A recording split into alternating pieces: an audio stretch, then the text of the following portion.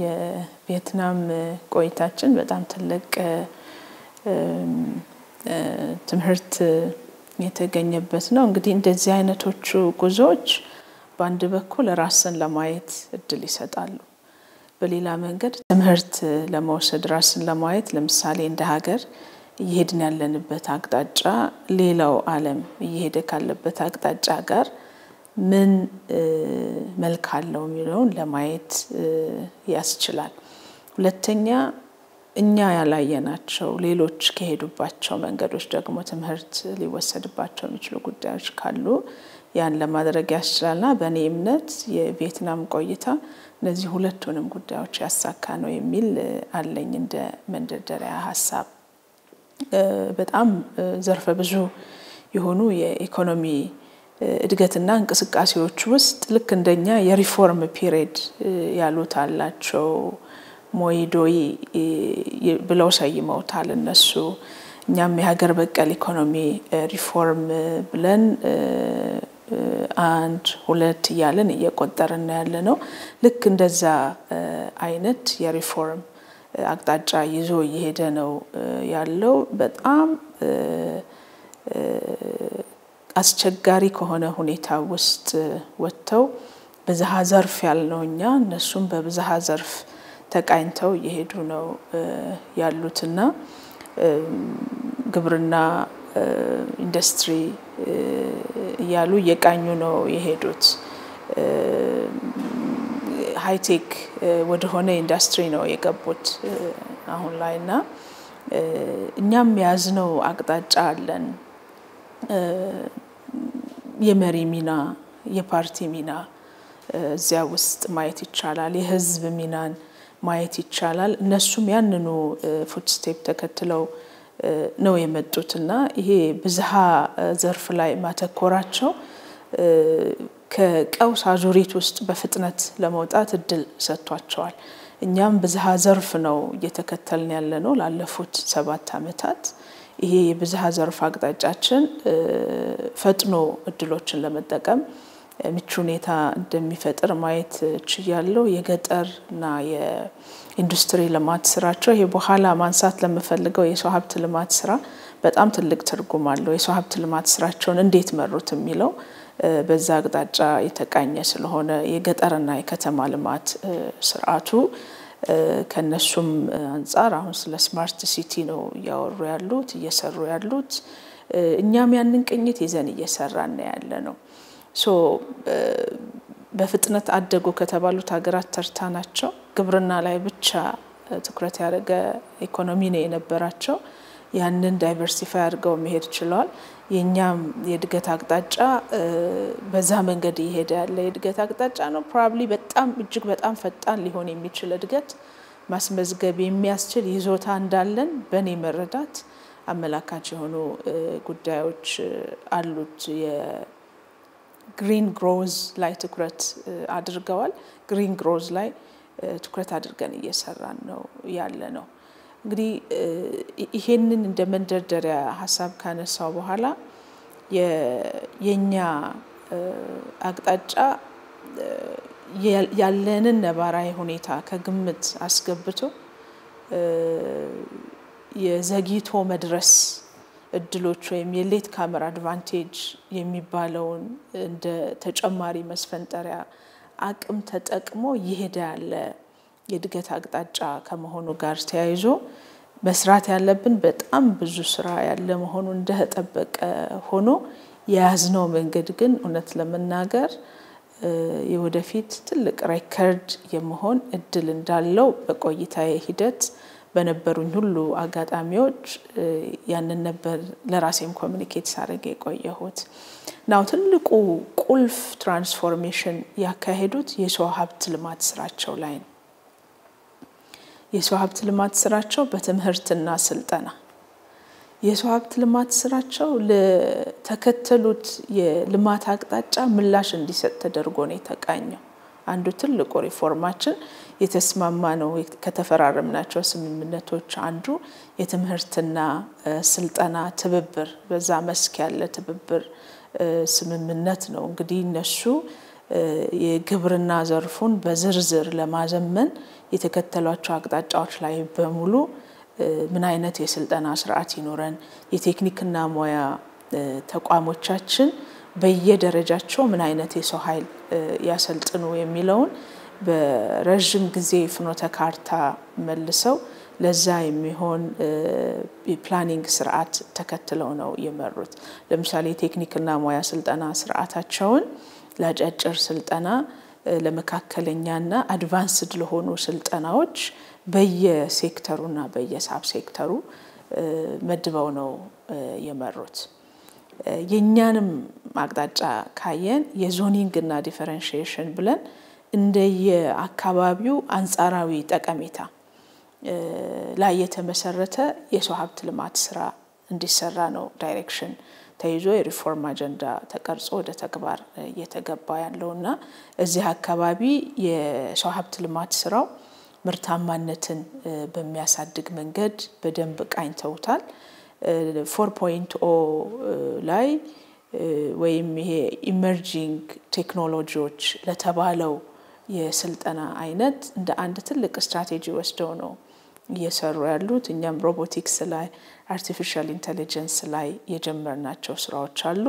ማደግ አለበት መስፋት አለበት ግን ጭራውን ደግሞ ይዘነዋል ብዬ ነው ማስበው ከሰው ሀብት ልማት አንፃር የሰሩት ስራ ከሰው ሀብት ልማት አንፃር የተወዳዳሪ ኢኮኖሚ የመገንባት ተልዕኮ የተሰጠው ነው የሰው ሀብት ልማት ስራው። ይሄ በመደበኛ እና በኢመደበኛ ዘርፍ በደንብ ተከፍሎ ታይቷል።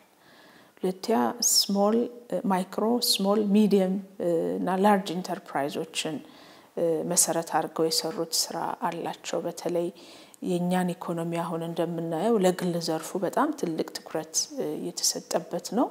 የግል ዘርፉ ማሳደጊያ ሚንሶች ደግሞ እነዚህ ስሞል ሚዲየም ኢንተርፕራይዝ የምንላቸው ናቸው። ማይክሮዎች ሞር ኢንፎርማል ቢዝነሶችን ጨምሮ ደግሞ እነዚህን እንዴት ፎርማላይዝ ማድረግ እንደሚቻል አይተዋል።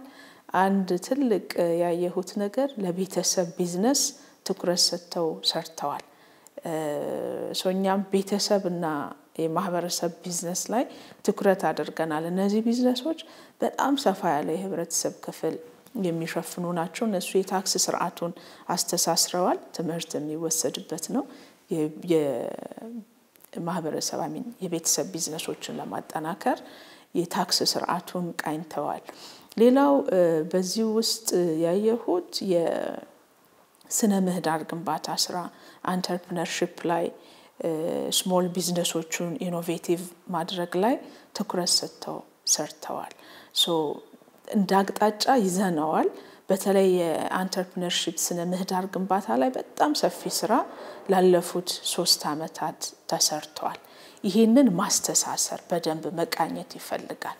ከትልቁ ስዕል ጋር ምን ያህል ርቀት መተናል ምን ቀርቶናል ብሎ በደንብ ማየት ያስፈልጋል።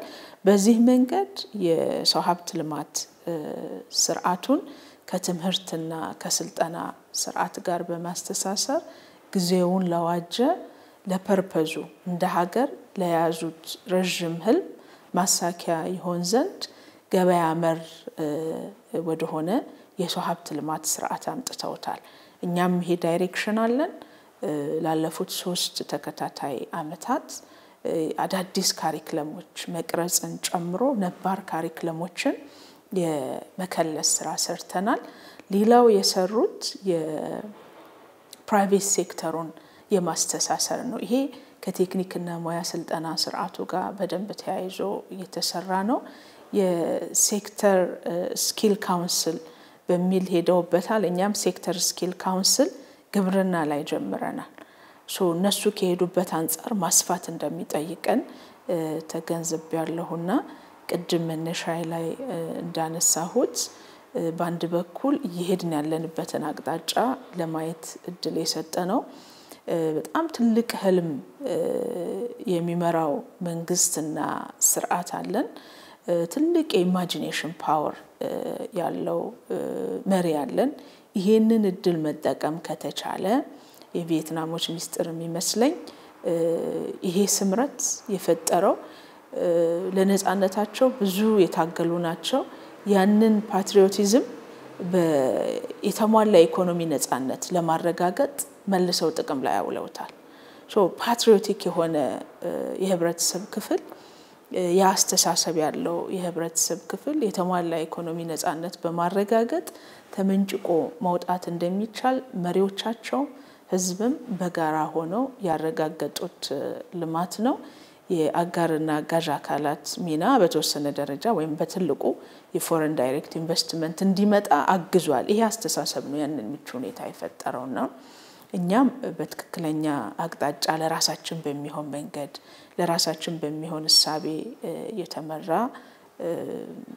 ስኬት ያስመዘገብን እንደሆነ ማየት ይቻላል እንዲያውም በተደጋጋሚ ሲጠይቁን የነበረው እኛ መማር ብቻ ሳይሆን ማካፈል የምንችለው ነገር ደግሞ እንዳለ ሲያነሱ ነበር የኛን የኢኮኖሚ እድገት ፍጥነት እነሱ እንግዲህ ከ30 እስከ 40 አመታት በሚሆን ጊዜ ነው የመካከለኛ ገቢ ያላቸው ሀገራት ተርታ መሰለፍ የቻሉትና የኛ የላስት ይር ያለፉት 7 አመታት በተለይ ደግሞ የኮቪድን በርካታ ሰው ሰራሽና የተፈጥሮ ቀውሶችን ተቋቁሞ ኢኮኖሚው ሬዚሊየንት ሆኖ ያለ ማቋረጥ ያደገ ያለበትን ፍጥነት ደግሞ ከናንተ መማር እንፈልጋለን ሲሉ ነበር በተደጋጋሚና በጣም ልብ ለልብ መቀራረብ የነበረው አይ ቲንክ በመሪ ደረጃም የመጀመሪያው ነው ክቡር ጠቅላይ ሚኒስትራችን ቪየትናም ሲገኙ ከ50 አመት የተሻገረ ዲፕሎማሲያዊ ግንኙነት ያለን ቢሆንም ነገር ግን በዛ ደረጃ መሪ ሲገኝ የመጀመሪያ ስለሆነ ትልቅ ትርጉም ሰጥተውታል ስለ ስኬቶቻችን ይናገሩ ነበር አግራሞት የጫረ የኢትዮጵያ ስኬት በሌላው ዓለም ዘንድ መኖሩንም አይ ቲንክ ልብ ያሞቃል እንደ አንድ ኢትዮጵያዊ ሌሎች ስለኛ ስኬት ሲናገሩ መስማት ከኛ ስኬት ደግሞ መማር እንደሚፈልጉ ሲናገሩ ማድመጥ ደስ ይላል የፍጥነት ፔሱ ላይ ሌሰን መውሰድ እንደሚፈልጉ ያነሱ ነበር ኢምፖርታንት ነገር አንስቼ ባልፍጥሩ የሚሆነው የቴክኒክና ሙያ ስልጠና ስርዓቱን የግሪን ግሮዝ አካል አድርገውታል እኛም የግሪን ቲቬት ኮንሰፕት አለን በቴክኒክና ሙያ ስልጠና ስርዓት ውስጥ ምሳሌ ሰርኩላር ኢኮኖሚ ላይ መስራት ጀምረዋል የኛ ቲቬቶች ወዴት ማሻገር ይፈልጋል ከነሱ ያየሁት ካሪኩለሞቻችንን የግሪን ግሮዝ ቅኝት ያላቸው እንዲሆኑ ማድረግ ላይ ተጨማሪ ስራ መስራት እንደሚጠይቅ ተመልክቻለሁ ይሄ ሲሆን የኢትዮጵያ አስፓይሬሽን ለአመታት ይዛ እየሰራችበት ያለው አረንጓዴ ኢኮኖሚ የመገንባት ትልም ነው ለዛ የሚሆኑ በርካታ እርምጃዎች ተወስደዋል ይሄንን ግን ከትምህርትና ስልጠና ስርዓቱ ጋር በደንብ ማስተሳሰርና ክህሎት እንዲፈጠርበት ማድረግ ይፈልጋል